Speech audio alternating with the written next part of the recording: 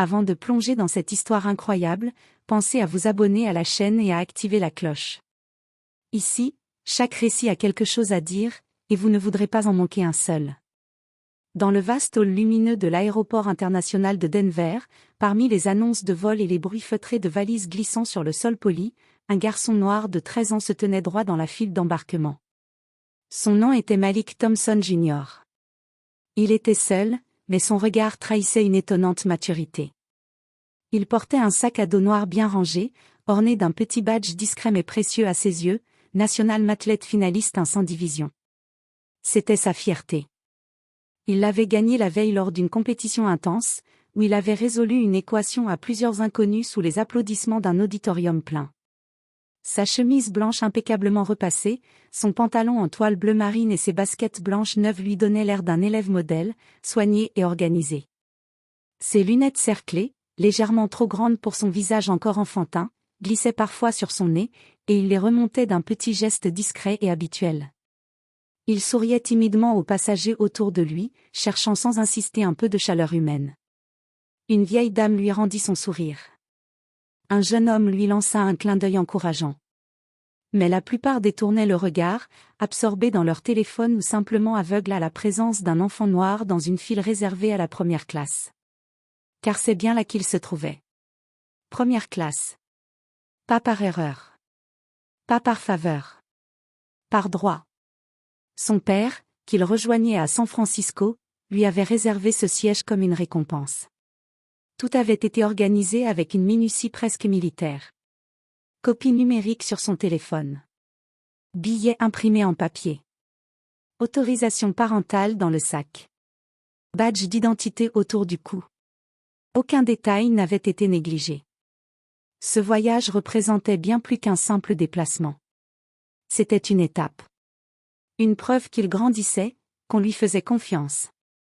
Son père l'avait embrassé la veille au téléphone en lui disant : « Tu fais ce vol comme un homme. Je t'attends à l'arrivée avec une surprise. » Mais ce que Malik ignorait, c'est que la plus grande surprise du jour l'attendait non pas à l'arrivée, mais juste devant lui. Il ne savait pas que dans quelques instants, un adulte en uniforme allait réduire son billet en morceaux. Il ne savait pas que son calme, sa politesse, son apparence soignée, rien de tout cela ne suffirait à le protéger du regard biaisé d'un homme borné. Il croyait qu'il allait monter dans un avion. Il allait, en réalité, embarquer dans une leçon cruelle mais fondatrice. Une leçon sur le monde. Une leçon sur l'injustice. Une leçon qui allait réveiller bien plus de gens qu'il ne pouvait l'imaginer. À la porte 36B, une atmosphère feutrée régnait, ponctuée par la voix douce et mécanique des annonces d'embarquement. Le personnel s'affairait, les passagers s'avançaient un à un, billets et passeports à la main. Juste devant le portique, l'agent John Lewis, en uniforme impeccable, campait derrière le comptoir comme un gardien jaloux de sa forteresse. Dans la cinquantaine, cheveux poivre et scélérat, mâchoire serrée, regard dur, Lewis portait son badge fièrement accroché à la poitrine, comme une médaille de guerre. Il observait la file comme un fauve en chasse, les bras croisés, la bouche pincée. Il était connu parmi ses collègues pour son ton sec, son exigence pointilleuse, et son mépris à peine voilé pour ce qu'il appelait les comportements suspects. Il se croyait droit, inflexible. Mais ce matin-là, son œil vigilant s'attarda sur un détail qui, pour lui, n'avait rien d'anodin. Un garçon noir. Seul. En première classe. Quand Malik arriva devant lui, Lewis redressa légèrement la tête, fronçant les sourcils. Son regard glissa du badge autour du cou du garçon à ses lunettes, puis à ses chaussures trop blanches, presque trop propres pour être crédibles. Première classe, hein, lança-t-il avec un rictus à peine contenu, ses mots trempés dans une ironie glaciale. Malik, confiant mais poli, hocha la tête en tendant son billet papier, qu'il avait gardé soigneusement plié dans une pochette plastique. Il leva les yeux vers l'agent, avec ce petit air sincère et maladroit propre aux enfants bien élevés. Mais Lewis ne sourit pas. Il saisit le billet, le regarda à peine, puis, d'un geste sec et brutal, le déchira en deux. « Allez, gamin. Arrête de jouer. »« Où est ton vrai billet ?» dit-il sèchement, les morceaux de papier toujours dans la main. Le monde s'arrêta autour de Malik. Son cœur rata un battement. Le bruit du papier déchiré résonna comme un coup de tonnerre dans le calme pesant de l'embarquement. La première classe, c'est pas pour les enfants comme toi, ajouta Lewis, cette fois avec un ton plus dur, comme s'il prononçait une vérité indiscutable. Derrière eux, la file se figea.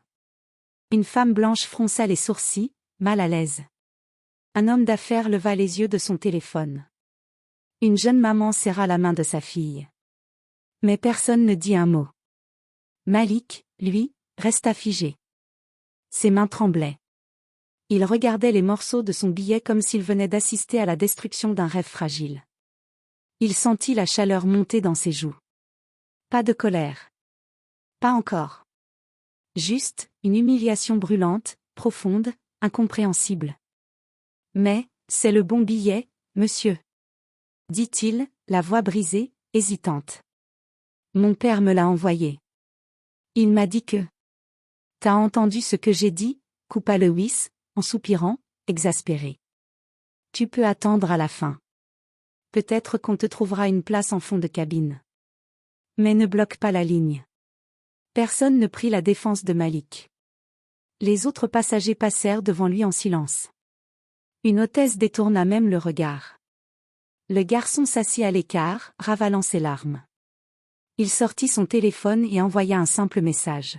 « Papa, l'agent a déchiré mon billet et dit que je ne suis pas censé être en première classe. » Quelques minutes passèrent. Puis le téléphone vibra. Réponse, ne t'inquiète pas. Reste là. Je suis déjà là. Dans la zone d'embarquement, un calme étrange régnait. Les passagers, figés par ce qu'ils venaient de voir, chuchotaient entre eux ou fixaient l'enfant assis seul, le regard perdu sur les morceaux de son billet déchiré. Puis soudain, un son discret mais distinct brisa ce silence. Des pas lents, réguliers, déterminés. Le genre de pas qu'on entend avant même de voir celui qui les fait. Un homme noir, grand, droit, marchait à travers le terminal. Il portait un costume bleu marine taillé sur mesure, avec une élégance discrète. Son allure n'était pas tapageuse, mais il dégageait une autorité naturelle, une assurance silencieuse qui imposait instantanément le respect. Sa cravate bordeaux contrastait subtilement avec sa chemise blanche immaculée. Chaque détail était pensé, maîtrisé, comme lui. À son passage, les conversations s'éteignirent. Les têtes se tournèrent. Quelques passagers se levèrent de leur siège. D'autres murmurèrent son nom. C'est lui? C'est Malik Thompson, sir. Le PDG de Blue Star. Il vient ici? Il passa les contrôles sans dire un mot, les agents de sécurité le laissant passer avec une révérence nerveuse.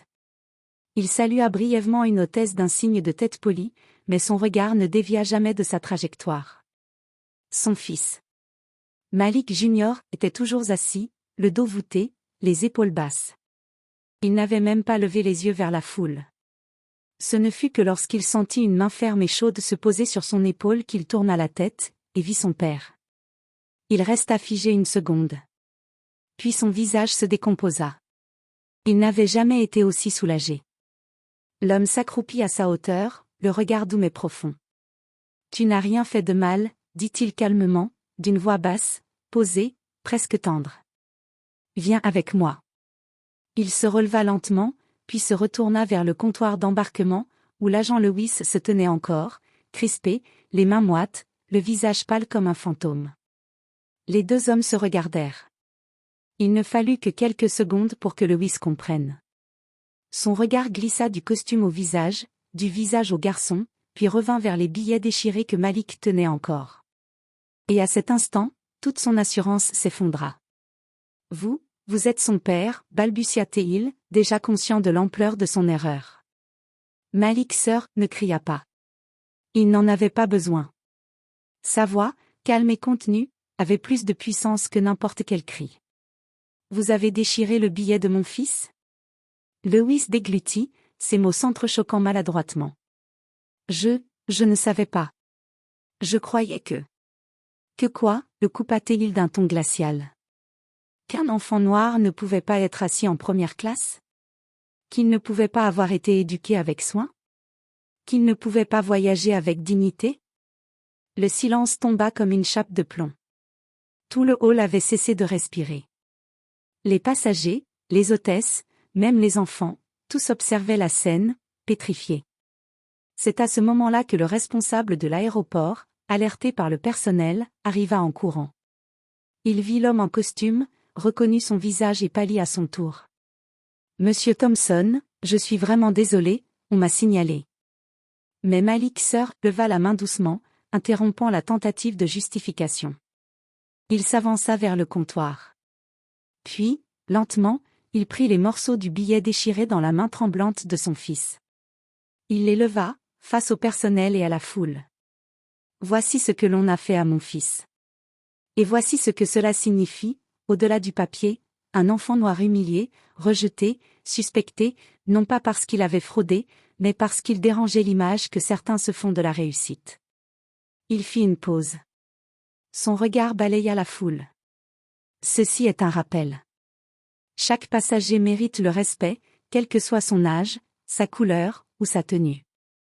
Je ne tolérerai jamais que ma compagnie, que j'ai fondée avec ma sueur et ma vision, devienne un lieu où le mépris se cache derrière des uniformes.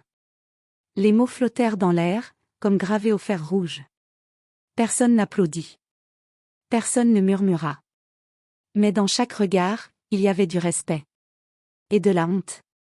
Quelques minutes plus tard, l'atmosphère avait changé.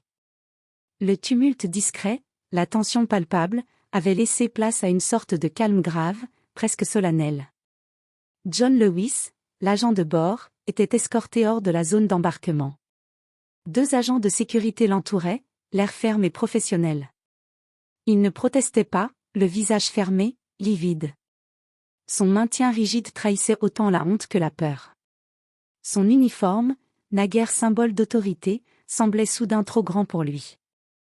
Il allait être suspendu de ses fonctions, en attendant une enquête interne sur les accusations de discrimination.